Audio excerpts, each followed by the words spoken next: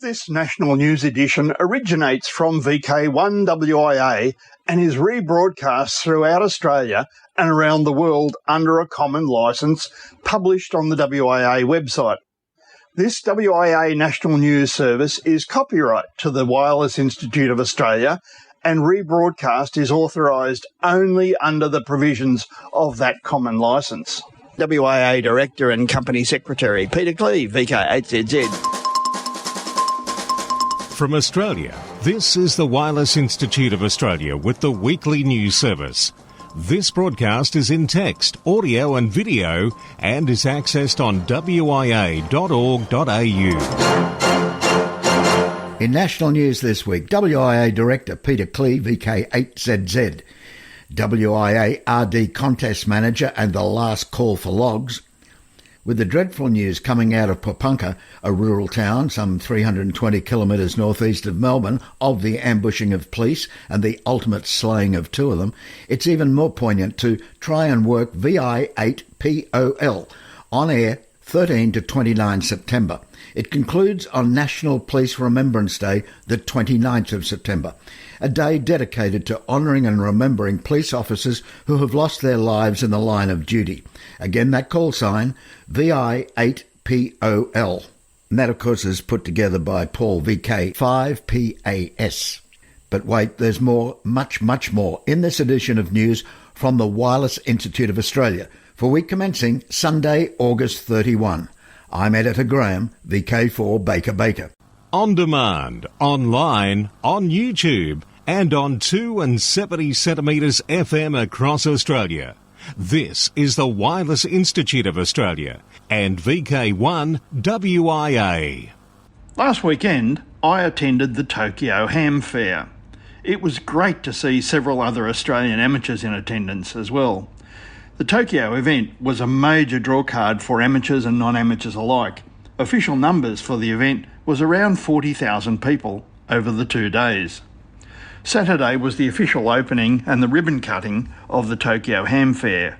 This event was hosted by the Japan Amateur Radio League and was officiated by their president, who was also joined by representatives from IARU Region 3 in the ribbon cutting ceremony. The trade displays were amazing with the release of the new IC7300 Mark II. That stand was very well attended and the new rig a major drawcard.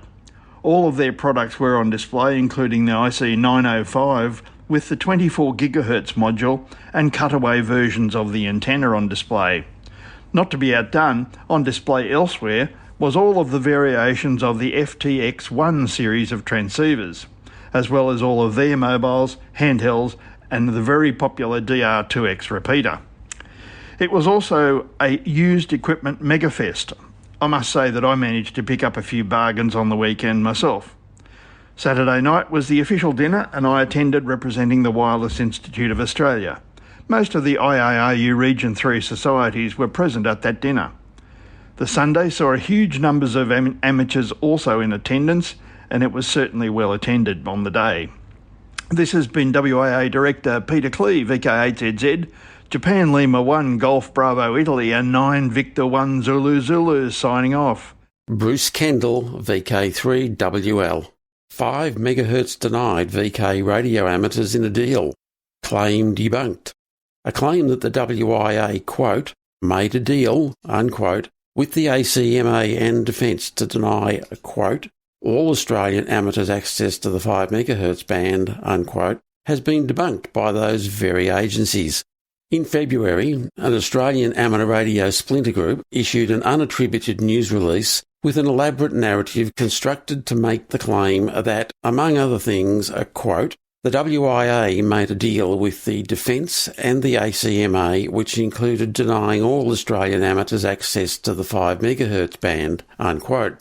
This allegation was reinforced in March in a weekly amateur radio broadcast from VK6ARN, when it announced a claim that the contents of the news release were, quote, true, verifiable, and that correspondence, unquote, exists in support.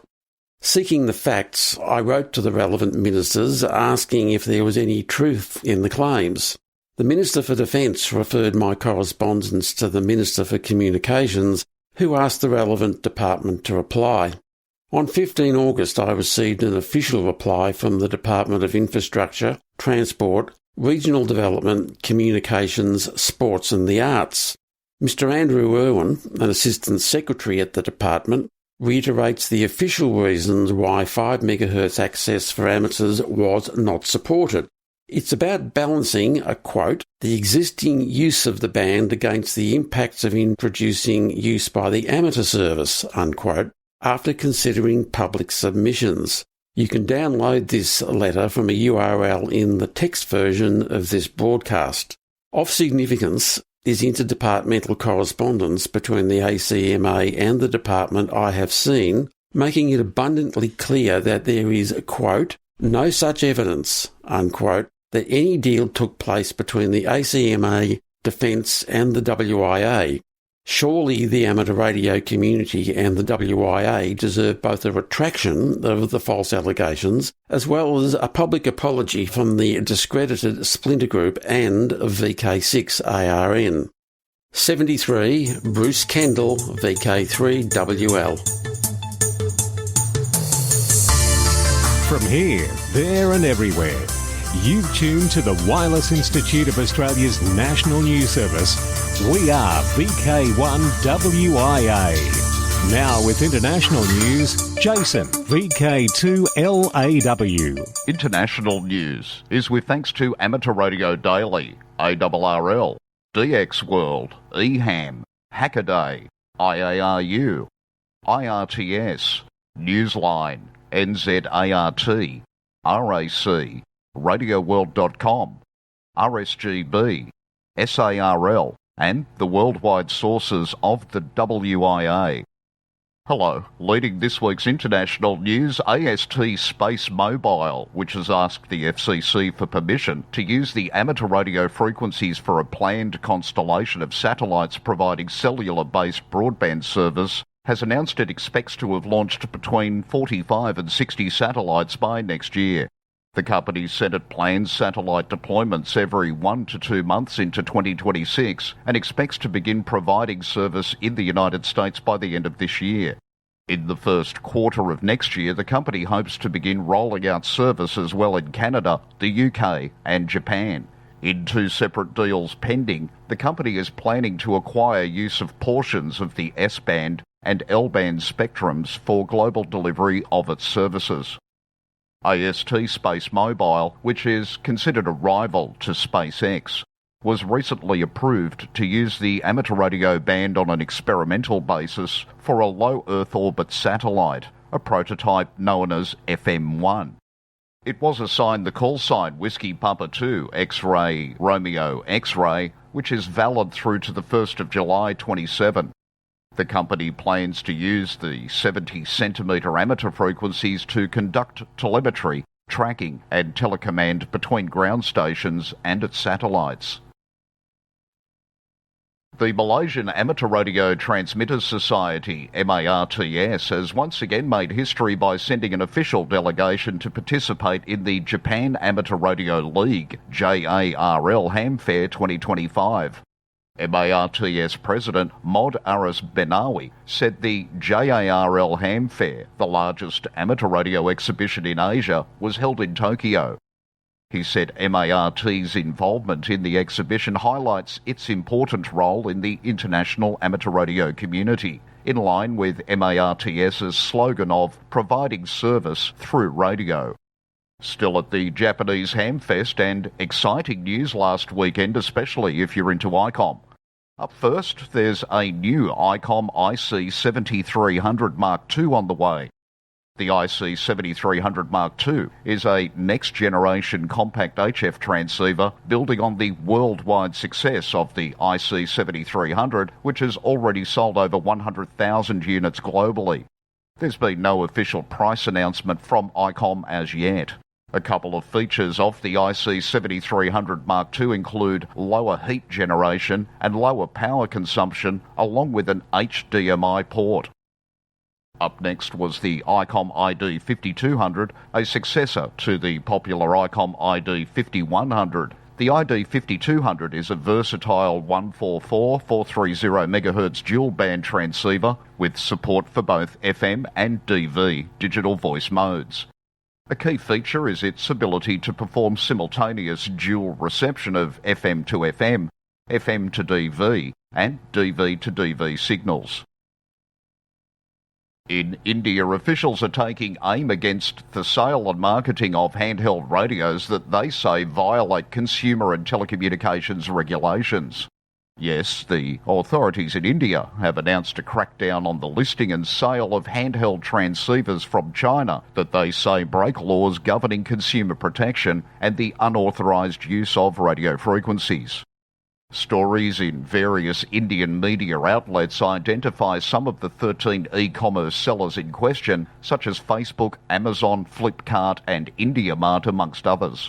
The nation's Consumer Affairs Commissioner, Prahlad Joshi, said that the violations of the Indian Telegraph Act, the Wireless Telegraphy Act and rules governing the use of low and very low power short-range RF devices were being broken. Acting as an advocate for radio users, the West Bengal Radio Club Secretary, Ambarish Nag Biswas, VU2JFA, told the Statesman website that users of these radio sets could interfere with police and other agencies' communications and gather sensitive information relating to national security. A big thank you to John, VK1WIA, for jumping in at short notice for me last time. For WIA National News in Sydney, I'm Jason, VK2LAW. From here, there and everywhere, you've tuned to the Wireless Institute of Australia's National News Service. We are VK1WIA. Now, operational news with Felix, VK4FUQ. Hello there. Alan, VK4SN, the Remembrance Day Contest Manager, reminded us last weekend that the logs for the RD must be received by 0300 hours Zulu, today August 31. Alan went on also to remind us. Remember, for those who try to submit ADIF files, logs require conversion to Grillo format before submission is accepted. On vklogchecker.com there is a link to a converter designed by Peter, VK2PR, specifically for VK contests. This is the only converter that works for VK logs. Please do not email me ADIF, as there is nothing I can do with it. Alara contest always the last full weekend of August, which means it's on now. One contestant, OM Jeb Smart, is really honouring Alara with his QDH for the contest. It seems in Elizabeth Hutchins, VK3HM, had the distinction of being the first WIA licence as an amateur radio operator in the state of Victoria. Radio was in the family's genes. In the 1920s, her son Alan held the call sign VK3HL, and her daughter Marjorie was licensed as VK3HQ. Some 100 years later, on the Kalawada land, where the family's old radio shack still stands, Jeb Smart, VK3 GCM, is putting amateur radio back into action. He chose his property, known as Byron Avon, as his QDH for the Australian Amateur Radiolators Association annual competition. Also this weekend sees the Worldwide Digi-DX contest. Yes, this year's edition of the Worldwide Digi-DX contest will take place 30-31 August, from 1200 hours UTC to 11:59 hours UTC. The objective for amateurs around the world is to contact as many other amateurs in as many Maidenhead grid locations as possible, using the FT4 and FT8 modes on 160, 80, 40, 20, 15 and 10 metres. West Lakes Cup, 13th of September, 8:30 p.m. until 9:30 p.m. local time. That's 10:30 to 11:30 UTC. Operation is phone on 80 and 40 metres, and all Australian stations may be worked. Everyone is invited to the 2025 Oceania DX Contest Party. The focus of the contest is on promoting HF contacts between stations in Oceania and the rest of the world. For operators outside this region, it's a chance to work many Oceania stations, from remote Pacific Islands to outback here in Australia and jungles of Indonesia. The SSB portion of the contest runs from 0600 hours UTC on Saturday, the 4th of October, to 0600 hours UTC on Sunday, the 5th of October, 2025. CW operation runs from 0600 hours UTC on Saturday, the 11th of October, to 0600 hours UTC on Sunday, the 12th of October, 2025. 2025 is the 82nd birthday of the contest. It has become the signature event for operators across Oceania and around the world, combining DX excitement, technical capability and operating skills. Now the DX window to the world. VIA POL is on air 13 to 29 September. QSL is via VK5 PAS. More information on VIA POL can be found on QIZ.com. Once again, special call sign 4A2 MAX will be activated 1 to 31 August in remembrance of St. Maximilian Maria Kolbe. Activities on 86 metres, SSB, CW and digital. Born in 1894, Father Kolbe, SP3RN, was killed on 14 August 1941 at Auschwitz. QSL via LOTW, EQSL, QIZ logbook, or via EA5GL. Celebrating its 26th anniversary, the Route 66 special event will be on the air September 6 to 14. The event commemorates the history of the Mother Road, connecting east and west areas of the US, from Illinois to California. This year there will be 22 stations participating in their one-by-one call signs, W6A, W6B. Each station has its own schedule and is on the air as operators and bands allow. Not all stations will be on the air 24/7. A certificate and a call are available, but operators must work at least one station before either item can be requested, and it may take up to 10 weeks to process. The Route 66 special event is hosted by the Citrus Belt Amateur Radio Club. W6jbt.org. The RSGB Awards Manager has introduced a new awards series for amateur radio contacts with stations across all UK country and Crown dependency prefixes. The Worked All UK and Crown Dependency Prefixes Award offers several different subsets with the rules varying slightly for each. The idea for this award was put forward as a way of encouraging or tapping into intra-UK activity as well as encouraging contact with UK amateurs. Get involved with this new award by going to rsgb.org/awards and selecting Worked All UK and Crown Dependency from the right-hand menu. You can find details of other awards offered by the RSGB using the same link. For WIA National News, I'm Felix VK4FUQ Inningham. From here, there and everywhere, you've tuned to the Wireless Institute of Australia's National News Service. We are VK1WIA. Now, special interest group news with Bruce, VK3FFF. And a very good day to you. Worldwide special interest groups Astronomy and Wireless Weather. With the retirement of NOAA 15, NOAA 18 and NOAA 19, the long-running POSE or Polar Orbiting Operational Environmental Satellite series has officially ended service. Some in the community worry this marks the end of easily accessible weather imagery. But the outlook for amateur reception remains bright. Russia's Meteor M satellites are now the mainstay for 137 MHz reception. Their LRPT signals are strong and reliable, and with additional Meteor M launches planned, service is expected to continue well into the 2040s. Higher resolution imagery is also available on the 1.7 GHz band for those with modest upgrades in equipment. The newly launched NASA ISRO Synthetic Aperture Radar NISAR satellite has successfully deployed a record-breaking 39-foot wide radar antenna in orbit, unfolding it like a blooming umbrella after weeks of careful preparation. Launched on July 30th from India's Satish Dhawan Space Centre, the satellite carries two powerful radar systems, L-band from NASA and S-band from ISRO, capable of penetrating clouds, vegetation and snow to track changes on Earth's surface.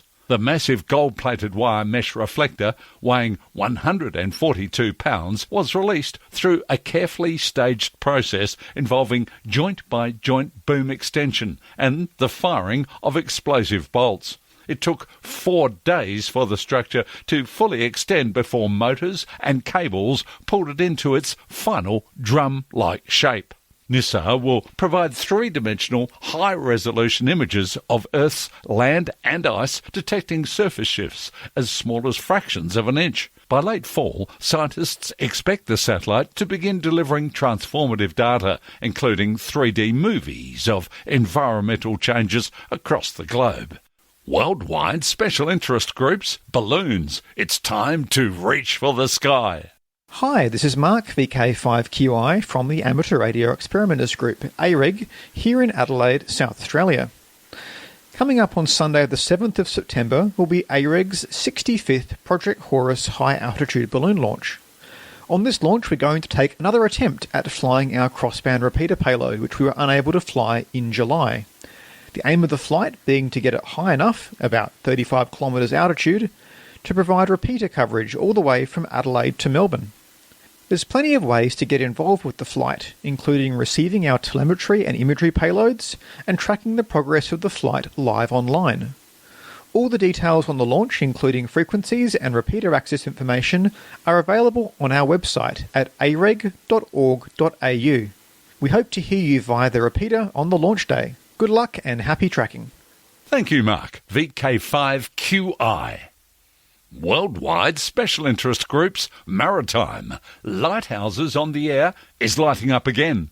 OK, we know ILLW was held a few weeks back, but an event known as the Dutch Lighthouse Hunt will run all September, when members of the Dutch radio group will use 11 special call signs, each representing a different lighthouse in the Netherlands. All 11 have LOH as their suffix. And the Maritime Radio Historical Society in the United States, in cooperation with the Cipher History Museum, has arranged to transmit an Enigma message via the Maritime Radio coast station KPH near San Francisco. The transmission will take place on Saturday, the 30th of August at 2000 hours UTC. KPH listeners, intercept operators and codebreakers everywhere are invited to try their hand at receiving the transmission and decrypting the message. The CW frequencies are in kilohertz 425.0, 6477.5, 8642.0, 12808.5, 17016.8, and 22477.5. Upon completion of the CW transmissions, the broadcast will be repeated on the KPH RTTY frequencies at 2015 UTC. The RTTY transmission will be 170 CPS shift Bordeaux, 45 baud. The RTTY frequencies are in kilohertz 6324.5, 8427.0, and 12585.5. Worldwide special interest groups, radio amateur old-timers. It's time to head to the Apple Isle. Hello everyone, this is Peter, VK7PD, reminding you that tomorrow is the first Monday of the month. Time for the Radio Amateurs Old Timers Club of Australia September Bulletin to go to air. This month, as well as the details of the upcoming luncheons in both Perth and Melbourne, we will offer an historical broadcast from years past by Alan Doble, VK3AMD, from February 2003. The usual news and information will be broadcast next month. Everyone, RAOTC members and non-members alike, is most welcome to listen to the program and join in the callbacks afterwards. Full details of all transmissions, times and modes can be found on the RAOTC website at www.raotc.org.au or just Google RAOTC broadcasts. If none of the transmission time suits you, you can download the audio file at any time from today from the club website. The Perth RAOTC luncheon is held on the second Tuesday of the month at a new venue, and full details are available on the RAOTC website. Once again, tune in tomorrow for the September RAOTC Bulletin. Enjoy the program and please join in the callbacks afterwards. 73 from Peter, VK7PD. Worldwide special interest groups, Final Frontier. And the United States is racing to be the first nation to deploy a nuclear reactor on the lunar surface following new orders from acting NASA Administrator Sean Duffy. His directive calls for fast-tracking lunar nuclear power to stay ahead of China and Russia, who have announced joint plans to build a reactor by the mid-2030s. Duffy warned that if rivals succeed first, they could impose keep-out zones that would threaten US access and undermine the Artemis program, which aims to return astronauts to the moon in 2027. Worldwide special interest groups, Radio Amateur Young Timers, YOTA, Youngsters on the Air. And here's Alan, VK2COD. Thank you, Bruce. The IARU Region 1 YOTA Summer Camp 2025 has started in Jamville, France on 20 August.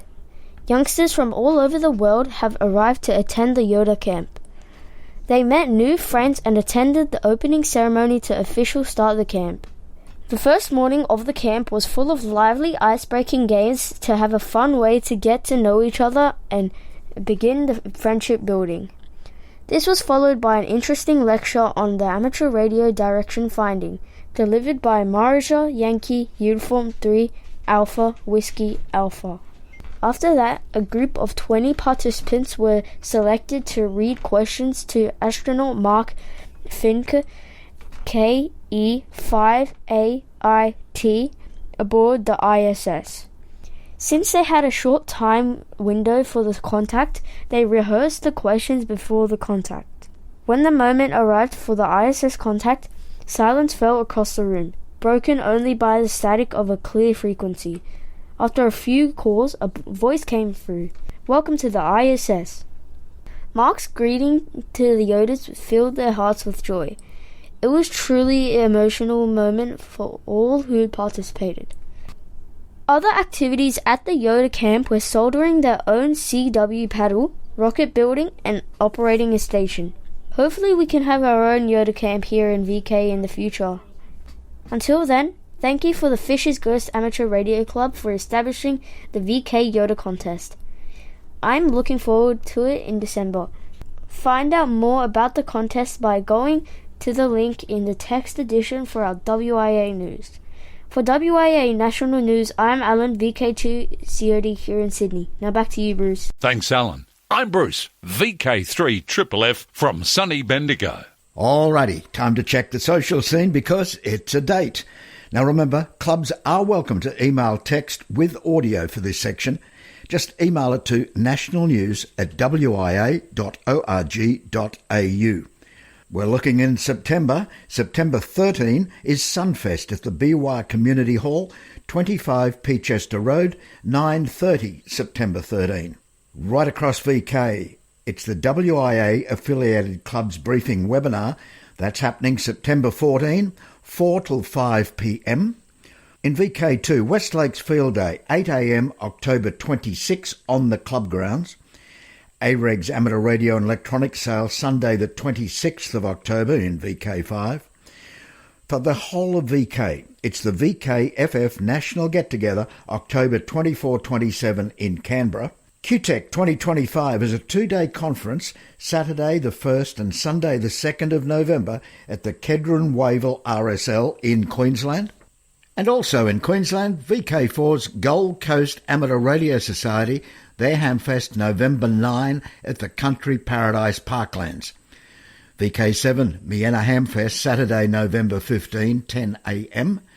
Rosebud Radio Fest in VK3 at the Eastbourne Primary School Rosebud, November 16. Picton Hamfest November 23 at the Picton Showground, 8 a.m. In VK8, it's the Darwin Amateur Radio Club's Christmas Party, 6:30 p.m, December 3. And while we're talking about VK8, how about the people up there in VK8? Get the weekly callbacks into Gordon so he can bring everything up to date. And then in 2026, it's the WIA AGM May 2, 2 p.m, Albury in VK2. So now until next we meet, I'm Graham, VK4BB. Walk softly. From Australia, this has been the Wireless Institute of Australia with the weekly news service. This broadcast is in text, audio and video and is accessed on wia.org.au. Courtesy of Bevan, VK5BD's ATV and YouTube channel, this has been WIA National News. We're back now, live and local, and your voice, your callbacks. And don't forget, tick like.